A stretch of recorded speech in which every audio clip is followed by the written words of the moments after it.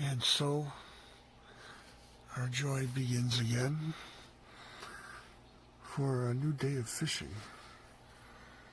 It's nice and bright out today, that's for sure. Get back to you with more goodies. Thank you. Well, I noticed last time on my video, this early in the morning, that I didn't go and dust. I had to do some dusting on my room, so naturally I didn't do any dusting. So we start another day here, but there you go. So, but today I have another reason to be in a good mood. I don't know if you can see this. Take a look at that. Take a look at the date, Friday, May 1st. Okay, 2020. Now, look at the number, 588, and then go to the numbers game online and see why I'm in such a good mood today. Anyways, let's see if this brings any luck fishing. So, have a good day, guys. Oh yeah, today's going to be a good day for fishing. I can feel it. Let's put on our magic good luck fishing ball here. A little endorsement here, just for ha-has. Good information. Anyways, let's get ready here. Where's that igloo? I'll go find it. So naturally, when you're hunting for Sasquatch, you want to bring the right equipment with you. So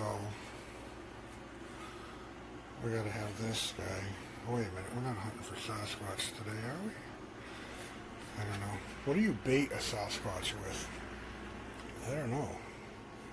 Maybe a cut up piece of deer or something? Interesting stuff. Okay. Check out the babies. My son looking dapper. Yeah. It's always nice when you're hunting for a Sasquatch to have the right tools. Wait a minute, is that what we're doing today? I don't think we're doing that. So we got your Sasquatch persuasion tool here, which is always nice. You want to get the advantage when you're dealing with a 900-pound primate. Anyway, anywho, let's get ready here, folks. Okay, you can't forget these when you're fishing.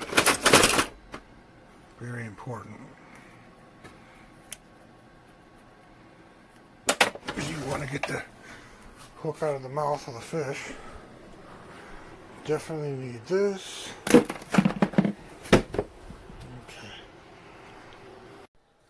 I think I found Sasquatch.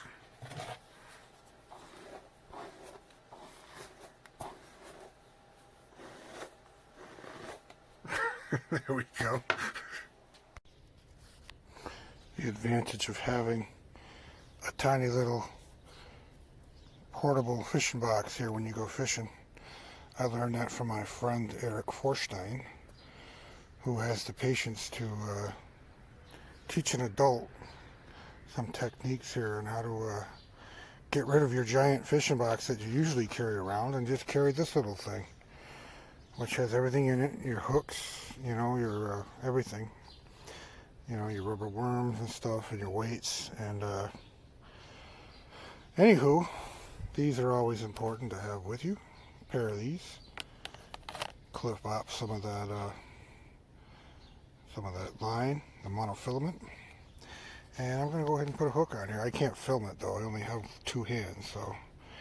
But you see the advantages here of having this little tiny fishing box with you instead of carrying around the whole big giant one. But there you go. And okay, there you go. Now you got your weight hanging.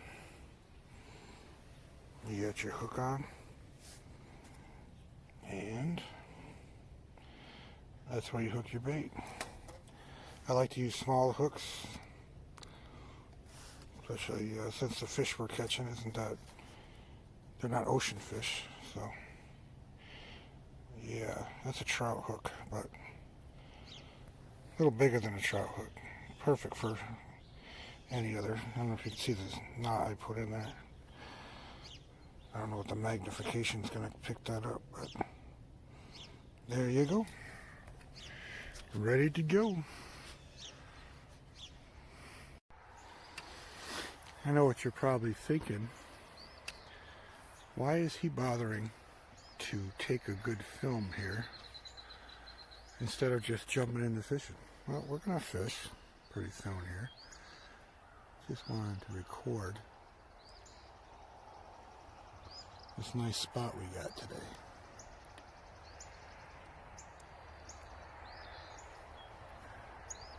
It looks like it's perfect for finding some fish here. Beautiful. Get back to you folks if anything spectacular happens. Thank you. Seems like Mr. Sweet's got the first bite for the day. Here we go.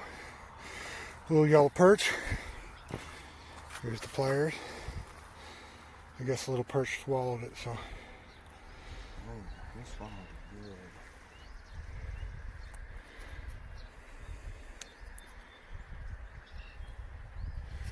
good. Yeah, I'm getting a few bites over there already.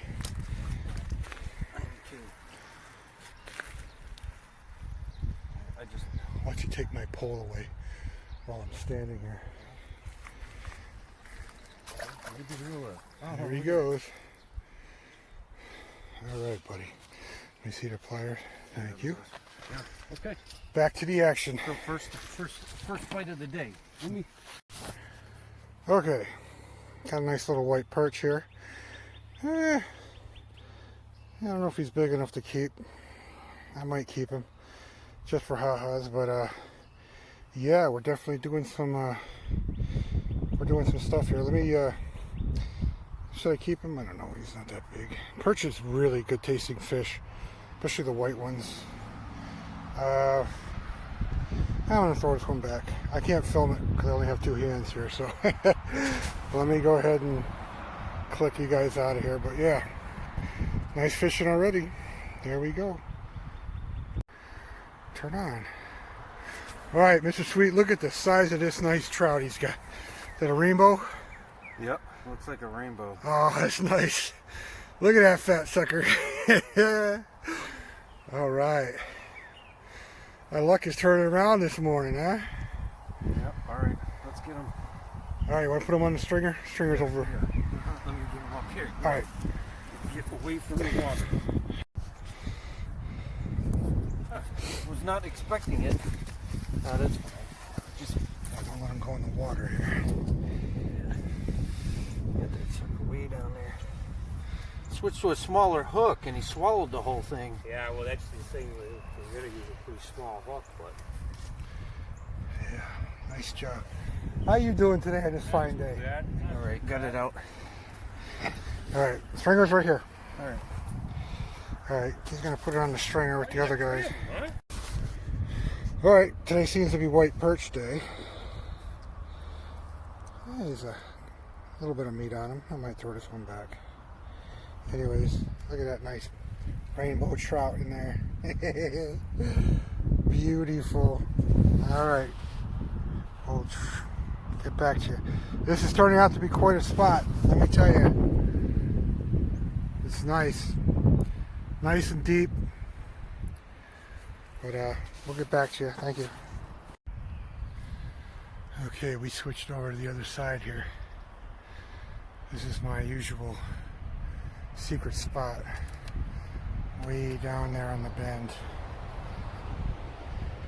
We got some other people down there now, so we're gonna try our luck in this nice little spot here.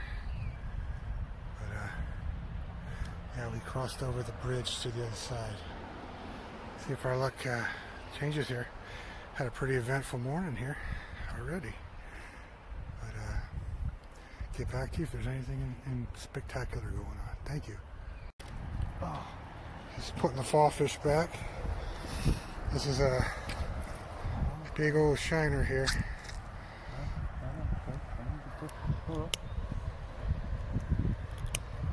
These are my pliers there. There we go. And back he goes. All right, very good.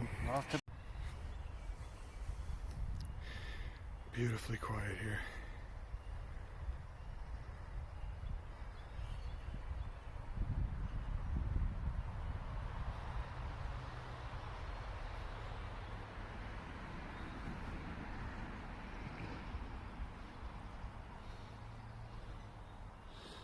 We're down to our last worms here.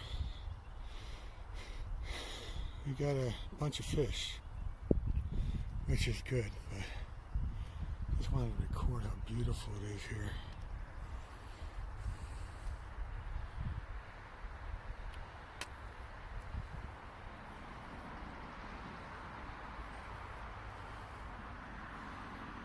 There's my pool.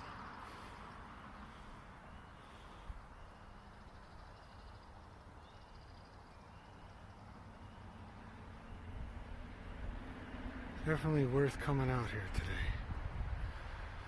It's beautiful sunshine. Spring is in the air.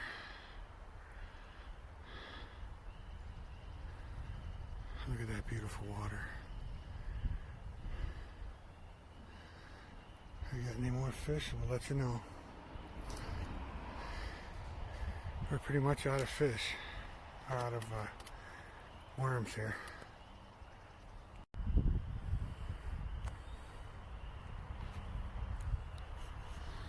There's some fish flopping around down there.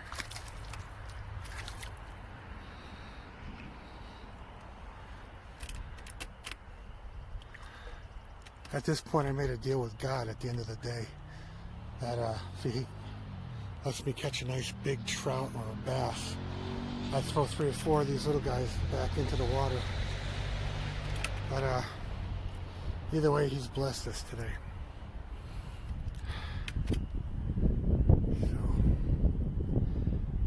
Not complaining, my friends. Talk to you soon. You know what? I'm having so much fun here. Enjoying all this sun and outdoors air. I forgot to mention the COVID-19 virus. Of course, it's easy to social distance out here. You know. But, yeah. It's good to have something to distract you. Ooh, I'm getting a bite. I don't know if you can see the end of my rod here. Watch when the rod twitches. That's when you pull up on it.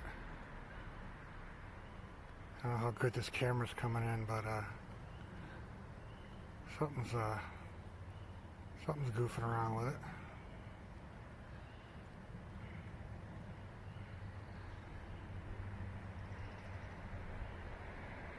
We always end up near a bridge, no matter what where we go. That's all right.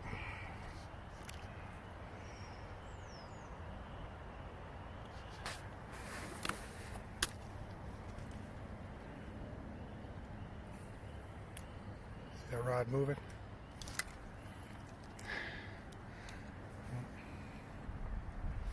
That must have been the current.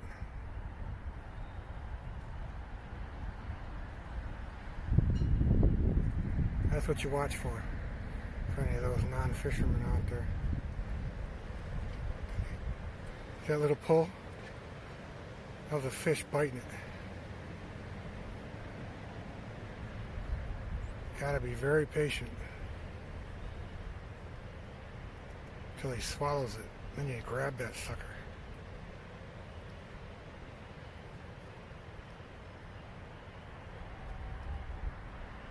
Anywho, I'm almost out of worms here. I'm on my last worm, so pretty productive day. Talk to you guys later. Thank you. No matter where you go around here, Always a train. I didn't even know there were tracks over there. Well, our day's winding down now. For some reason, I still got a worm that's still on the hook, so I think that's it.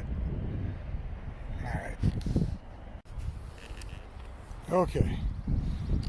Now is the time when you put this back a little bit. Now is the time when you open up the ice, put the fish in.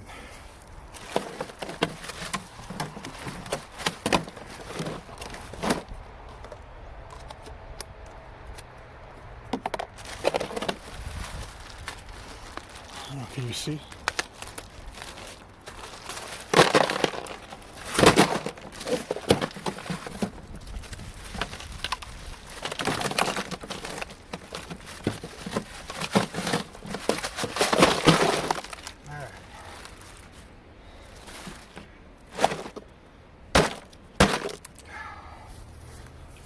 Get a rock or something.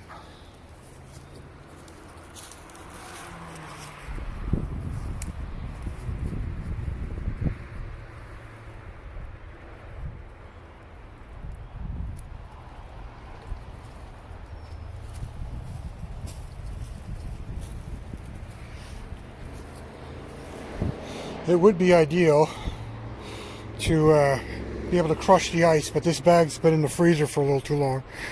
But you put a layer underneath the fish, and then you go ahead and put the fish in here, and then you put some fish on top of the layer. Let me go find a rock so I could break apart that ice ball.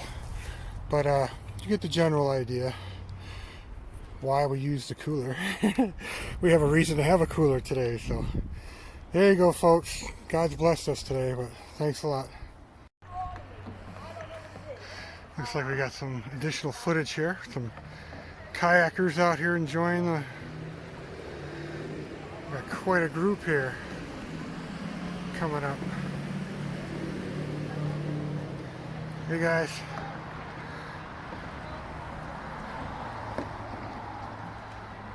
Other people out here enjoying this COVID-19 vacation here. How you doing?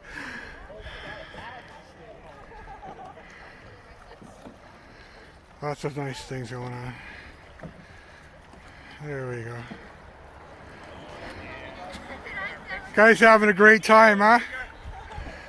What COVID-19, right? No. Okay, guys. Okay, there's today's haul. And believe me, you don't want your kitchen smelling like fish here. So we get a plastic bag. We double the plastic bag just for the fish heads, the guts, and the undesirables. You don't throw it in your own indoor trash. It ends up, when you're done gutting the fish, it goes outside in the dumpster. And the fish is, once it's cleaned and gutted, I put it into freezer bags and it's all frozen for to be enjoyed in the next meal here. So, there's today's haul. And we got 6 of those slightly chubby white perch. And then we got the rainbow trout here. So, I need both hands to do this, so I'm not going to be able to film it. But anyways, the hard work begins after you're done fishing. Thank you guys, and have a nice day. Look at how fresh they are. Some of them are still alive. They're moving. Interesting. Alright, I've had this knife from Schrade for a long time. Razor sharp. I've used it to carve wood, actually. That's how sharp it is. A little bit of rust on there. That's new. Anyways, trust me, that's pretty sharp. Or I got this new knife I just picked up at a tag sale or at a fishing store. It's It's not an expensive brand, but it can be sharpened really good and used for cutting these fish, of course. But I'm not going to set up a tripod for that that demonstration, so here we go, guys. Talk to you soon. Okay. It really helps to have a sharp knife. You can see in here all the darker material in the center here. You want to get rid of all that. That's the blood. That's going to make the meat taste not too good, very fishy. So you can see I try to remove as much of this as I can. All this dark stuff here. I don't know how well I can do this with one hand, but see this stuff here? I want to get rid of that. Get it out of the meat before you freeze it. But I think all you want is a nice, a nice pink meat from the trout here. Tastes very much like salmon, but a little bit better. With the trout or salmon or fish of that nature, you don't have to take the scales off. They're really teeny little things. They're skin. You leave the skin on when you're cooking it, and oh, it's so delicious. So this is going to go just like this into the freezer bag and into the freezer. These, on the other hand, like most bass or perch like these, are scaled fish. So you're going to have to take this knife and I'm going to have to run it in that direction to get the scales off, which doesn't take too much, just a little bit of scraping. And of course you got to clean up your sink and everything after you're done, and the surrounding counter and that sort of thing. But yeah, look at a chunk of meat on it. Okay, with a bony fish like a perch or a bass, they're a little smaller, so you need a little bit more for a meal for 2 people or whatever. But you can see here what I do. I remove the upper and the lower torso things, or whatever you want to call them, before I scale them. You can take them and scale them like they are now, and but you have this bone, see, on the fish here, just like see a perch, like these white perch are in the bass family, and you see where the tip of the knife is there, these spikes come out, and they're needle sharp, they'll get you right in your hand if you don't know what you're doing. So I usually cut along the sides of these, down here, on each side of them, cut all the way down here, and I just tear these out and throw them with the fish heads before I can put my fingers in there and then scale everything without these needle sharp little, here, see there's a little one right there too. Got the needle sharp stuff here. But once you get those things out, just put your fingers in them like that, and then you can just scrape. There's no scales on here. I scraped them off already. And that meat's ready to put in the frying pan right there. And like I said, these are smaller fish, so 2 or 3 of these would be a nice meal for one person. And stuff like that. All the heads and guts and everything. I'm sure you really want to see that. They go in there. Sometimes people keep the roe, which is the eggs of the fish, and they fry that up in butter, and it can be a special treat, but these fish are so small, I'm not gonna keep the roe from the fish. But there you go. This one's ready to go in the freezer bag with the other ones. Throw it in here. Boom! It gets frozen. Pull 2 or 3 of them out when you want to have. Okay. Once you cut along the sides of the fin with a really sharp knife. I should set up the tripod before I try to do this. Okay, so both sides is done. Now you can rip that fin with a... It's real hard to do with one hand. Okay, see? You rip the fin with the spike right out of there. So, what you're left with is a little hole like that you can cut open and put your finger in when you're ready to scale the fish. You gotta do the same with the top up here, where the top spikes are. You get the idea. Check back to you later. Always helps to have a super sharp knife. It cuts right through that fish, and you won't if you got a dull knife, just go sit down, because you're not even gonna, you're gonna cut yourself. You're gonna get hurt. So, anyways, here we go.